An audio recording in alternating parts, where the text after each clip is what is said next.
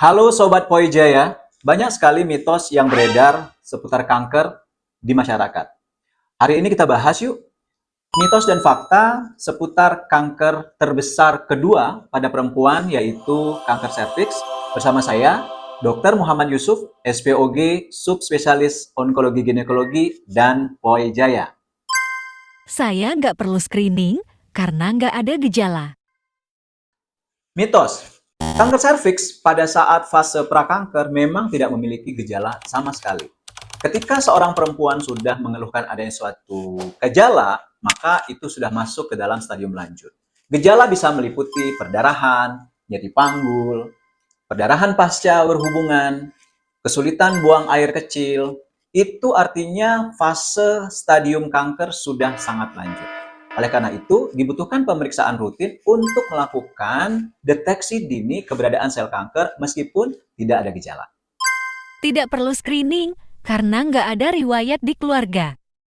Mitos, kanker serviks bukanlah penyakit keluarga. Kanker serviks adalah kanker yang terdapat pada serviks yang terjadi karena infeksi persisten atau infeksi HPV yang tidak pernah sembuh. Sehingga pada perjalanannya mengakibatkan perubahan pada serviks dan pada akhirnya menjadi kanker.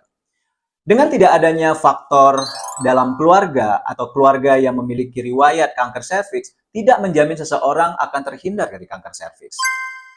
Alat screening kanker serviks menyakitkan. Mitos. Instrumen yang kita gunakan untuk pada saat prosedur screening itu tidak menyakitkan. Memang sedikit tidak nyaman, namun tidak menyakitkan.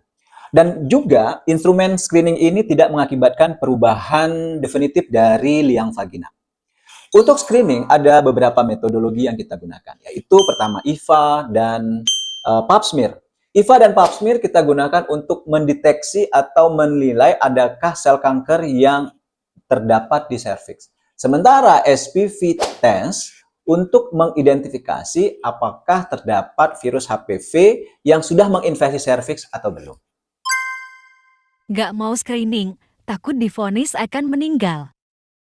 Mitos, semakin dini stadium kanker serviks ditemukan, maka peluang kesembuhannya akan semakin tinggi. Sebaliknya, semakin lanjut stadium kita temukan, maka peluang kesembuhannya semakin rendah. Oleh karena itu, setiap perempuan yang didiagnosis kanker serviks belum tentu akan berakhir dengan kematian. Studi yang kami miliki, 92% peluang kesembuhan akan terjadi pada mereka yang didiagnosis kanker serviks stadium awal. Sementara peluang kesembuhan pada mereka yang menderita stadium lanjut adalah 17%. Virus HPV hanya menyerang orang yang banyak pasangan. Mitos, 8 dari 10 orang, baik laki-laki maupun perempuan selama hidupnya akan berpotensi menderita virus HPV. Meskipun jalur umum untuk penularan infeksi virus HPV adalah melalui jalur seksual, namun ada sebagian jalur non-seksual yang bisa menjadi jalur penyebaran atau infeksi virus HPV.